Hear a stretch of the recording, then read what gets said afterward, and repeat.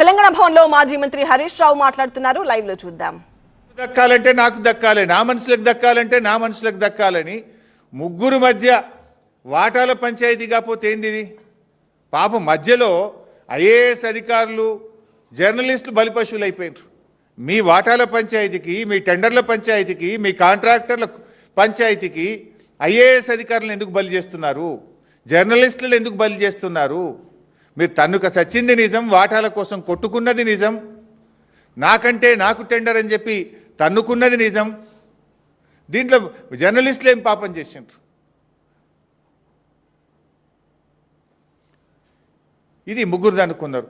గతంలో మీరు చూశారు డెక్కన్ సిమెంట్స్ యజమానిని ముఖ్యమంత్రి గారి ఇంటికి ఎదురుగా గెస్ట్ హౌస్లో తుపాకీ పెట్టి వసూలు చేసిండ్రు అని స్వయంగా కేబినెట్ మంత్రి గారి కుమార్తె చెప్పారు. అది ఎవరు చేసిండ్రు? ముఖ్యమంత్రి గారికి అత్యంత సన్నిహితుడు రోహిన్ రెడ్డి గారు చేసిండ్రు అని చెప్పి మంత్రి గారి కుమార్తె చెప్పింది. అంటే మీరు అక్కడేం జరిగింది? ముఖ్యమంత్రి వర్సెస్ కొండా సురేఖ గారు.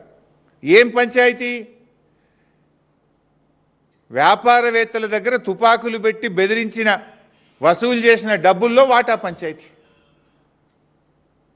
అక్కడేమో డెక్కన్ సిమెంట్స్ యాజమాని ఇచ్చిన డబ్బుల్లో వాటాల పంచాయతీతోని ముఖ్యమంత్రికి దేవాదాయ శాఖ అటవీ శాఖ మంత్రి మధ్యలో పంచాయతీ చూశాం. మరో పంచాయతీ టెండర్ల పంచాయతీ.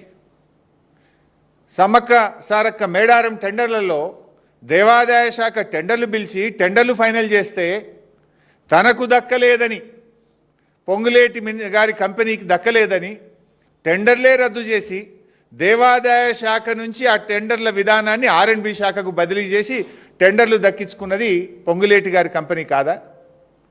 అంటే సమ్మక్క సారక్క టెండర్ల విషయంలో దేవాదాయ శాఖ మంత్రి సురేఖ గారు, పొంగులేటి శ్రీనివాసరెడ్డి గారు ఇద్దరి మధ్యలో వైరం మనం ఓపెన్గా వాటాల కోసం కాంట్రాక్టర్ల కోసం పోరాడుకున్నది మనం చూడలేదా? దేవాదాయ శాఖ టెండర్లు పిలిచింది నిజం, టెండర్లు వేరే కాంట్రాక్టర్కు దక్కింది నిజం, తనకు దక్కలేదని ఆ టెండర్లు రద్దు చేసింది నిజం, దేవాదాయ శాఖ నుంచి R&B శాఖకు టెండర్లు పిలిచే అవకాశం ఇచ్చింది నిజం, ఆ టెండర్ పొంగులేటి కంపెనీ దక్కించుకున్నది నిజం. ఇంత ఓపెన్గా కాంట్రాక్టర్ల కోసం ఇద్దరు మంత్రుల మధ్య తగువు చూసాం. ఆ తర్వాత ముఖ్యమంత్రి గారు వర్సెస్ జూపల్లి గారు.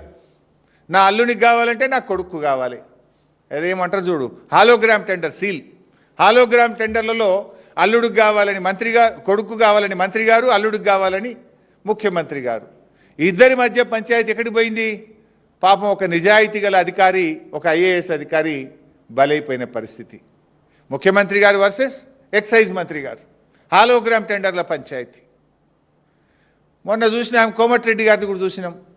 అరే నేను అసెంబ్లీలోనే చెప్పినా, ఇక ఒక్క సినిమాకు కూడా అనుమతి ఇచ్చేదే లేదు, ప్రివ్యూ షో లేదు, రేట్లు పెంచేది లేదు, నేను సంతకం పెట్టకుండానే జీవోలు వస్తున్నాయని ఆయనే బహిరంగంగా చెప్పిండు. వీడియోలు మనందరం చూసినాం. అంటే సినిమాలకు ప్రివ్యూ షోలు, రేట్లు పెంచుకునే దాంట్లో వాటాల పంచాయతీ. ముఖ్యమంత్రి వర్సెస్ కోమటిరెడ్డి గారు. ఇది నేను చెప్పలే, కోమటిరెడ్డి గారే చెప్పిండ్రు. ఏం జరుగుతుంది రాష్ట్రంలో? ప్రజలు గమనిస్తున్నారండి.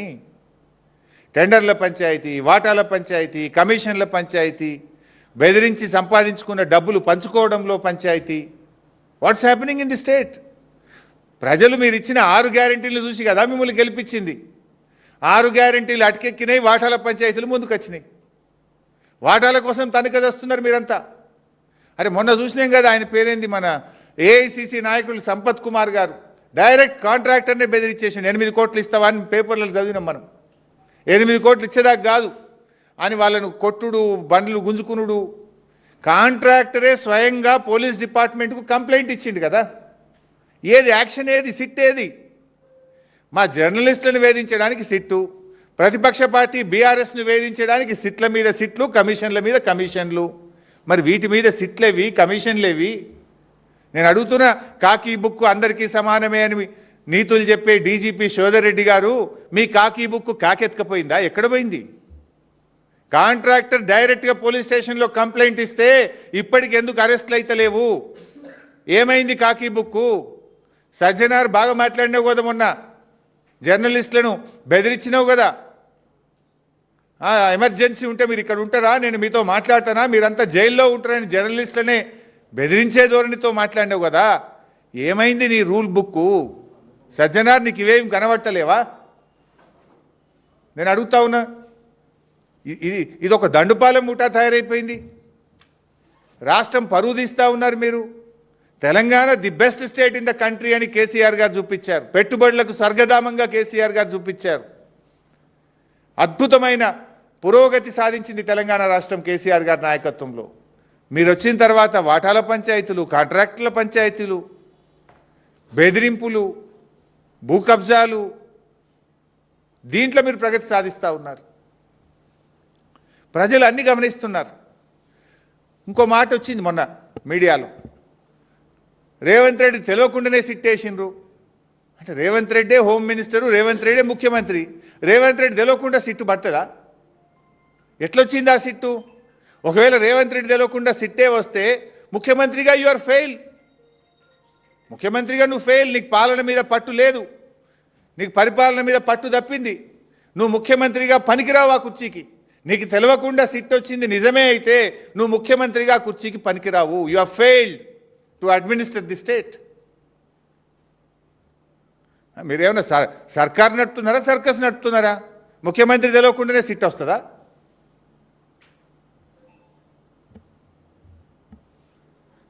రేవంత్ రెడ్డి గారు నిన్న మాట్లాడిన వ్యాఖ్యలు చాలా తీవ్రంగా మేము ఖండిస్తూ ఉన్నాం. బీఆర్ఎస్ జెండా గద్దెలు కూల్చాలని మాట్లాడుతుండు. బిడ్డ, నువ్వు బీఆర్ఎస్ జెండా గద్దెల దోలికొస్తే నీ గద్దె కూల్త జాగ్రత్త అని చెప్పి హెచ్చరిస్తూ ఉన్నాం. దుమ్ము అయిపోతావు బిడ్డ నువ్వు. అయినా బీఆర్ఎస్ పార్టీ నువ్వు కూలిస్తే బీఆర్ఎస్ పార్టీ ఏదో జెండా గద్దెల్లో లేదు, ప్రజల గుండెల్లో ఉన్నది బీఆర్ఎస్ పార్టీ. బీఆర్ఎస్ పార్టీ జెండా గద్దెల్లో నువ్వు కూలిస్తే పోయే పార్టీ కాదు. తెలంగాణ ప్రజల గుండెల్లో పుట్టిన పార్టీ బీఆర్ఎస్ పార్టీ, ప్రజల హృదయాల్లో ఉన్నటువంటి పార్టీ బీఆర్ఎస్ పార్టీ. ఈ హౌలా మాటలు బంద్ చేయి, పిచ్చి పిచ్చి మాటలు బంద్ చేయి. 6 గ్యారంటీల మీద దృష్టి పెట్టు. నిన్న క్యాబినెట్ మీటింగ్ జరిగింది. రాష్ట్రంలో రైతులు ఆశగా ఎదురు చూసినారు. సంక్రాంతికే నువ్వు రైతు బంధు ఇస్తామని ఎదురు చూశారు యాసంగి పంటకు. సరే, సంక్రాంతికి ఇయ్యలేదు, నిన్న క్యాబినెట్ మీటింగ్లోనైనా రైతు బంధు ఇస్తావేమోనని ఎదురు చూసిన రైతులకు నిరాశ మిగిలింది. అరేగా ఎరువుల కొరత ఉంది, దాని మీద ఏమైనా క్యాబినెట్ మాట్లాడుతుందేమో అనుకున్నాం. రైతు బంధు గురించి ఒక ప్రకటన వస్తుందని ఎంతో ఆశగా ఎదురు చూశారు రైతులు. కానీ మేడారంలో జరిగిన క్యాబినెట్ మీటింగ్లో రైతు బంధు ఊసే లేదు, ఎరువుల కొరత గురించి చర్చే లేదు, పిల్లల ఫీజు రియంబర్స్మెంట్ గురించి ఇలా 20 లక్షల మంది పిల్లల జీవితాలతో ఆడుకుంటున్నాడు. నేను క్యాబినెట్ మీటింగ్లో గా పిల్లల ఫీజు రియంబర్స్మెంట్ గురించి ఒక చర్చ తీసుకుంటారేమో, నిర్ణయం తీసుకుంటారేమో అని ఎదురు చూసిన 20 లక్షల ఎస్సీ ఎస్టీ బీసీ పిల్లలకు నిరాశ మిగిల్చినావు కదా నువ్వు. అయినా ఎన్టీఆర్ గురించి నువ్వు మాట్లాడుతున్నావు. అసలు ఎన్టీఆర్ గారు ఆ పార్టీ ఎప్పుడు పుట్టిందండి? రాహుల్ గాంధీ మన ముఖ్యమంత్రి అంజయ్ గారిని, రాజీవ్ గాంధీ గారు మన ముఖ్యమంత్రి అంజయ్ గారిని అవమానిస్తే కదా తెలుగువారి ఆత్మగౌరవ నినాదంతో పుట్టింది ఆనాడు తెలుగుదేశం పార్టీ. ఇదే కాంగ్రెస్ పార్టీ ప్రధానమంత్రి రాజీవ్ గాంధీ గారు మన ముఖ్యమంత్రి అంజయ్ గారిని అవమానిస్తే ఆ రోజు తెలుగుదేశం పార్టీ పుట్టింది. తెలుగుదేశం పుట్టుకనే కాంగ్రెస్ వ్యతిరేకంగా.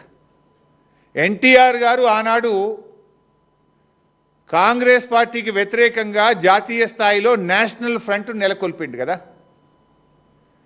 కాంగ్రెస్ భూస్థాపితమే నా లక్ష్యమని ఎన్టీఆర్ గారు ప్రతినబూనిండు కదా. నిజంగా కాంగ్రెస్ భూస్థాపితమైతే ఎన్టీఆర్ గారి ఆత్మశాంతి చేకూరుతుంది.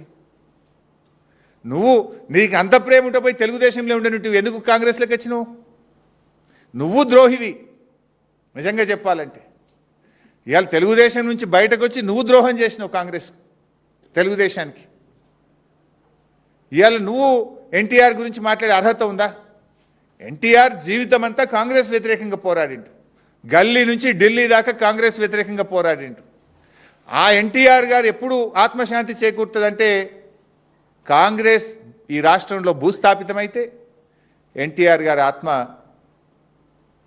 మనశ్శాంతి జరుగుతుంది.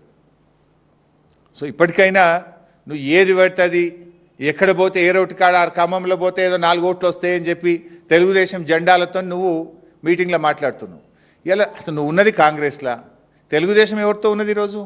కేంద్రంలో బీజేపీ ప్రభుత్వంతో ఉన్నది తెలుగుదేశం పార్టీ. మరి కాంగ్రెస్ దేశం మొత్తం బీజేపీ వ్యతిరేకంగా పోరాడుతుంది, నువ్వు ఎవరితో కలిసి పనిచేస్తున్నావు? BJP TDP is one. ఇలా కేంద్రంలో అధికారం పంచుకుంటున్నారు, రాష్ట్రంలో బీజేపీ టీడీపీ అధికారం పంచుకుంటున్నారు. ఆ టీడీపీతో నువ్వు అంటగాగడం అంటే బీజేపీతో అంటగాగడమే కదా, బీజేపీతో నువ్వు సంబంధం పెట్టుకోవడమే కదా. అంటే నువ్వు ఏ రకంగా మాట్లాడుతున్నావు? అసలు నువ్వు తెలుగుదేశంను పోరాడిందే కాంగ్రెస్ వ్యతిరేకంగా, ఆ తెలుగుదేశం గురించి మాట్లాడుతావు. ఆ తెలుగుదేశం ఈరోజు బీజేపీతో అంటగాగుతున్నది. మరి ఆ బీజేపీతో నువ్వు ఇలా అక్రమ సంబంధం పెట్టుకునే విధంగా అక్రమంగా అన్యాయంగా నువ్వు మాట్లాడుతున్నటువంటి పరిస్థితి.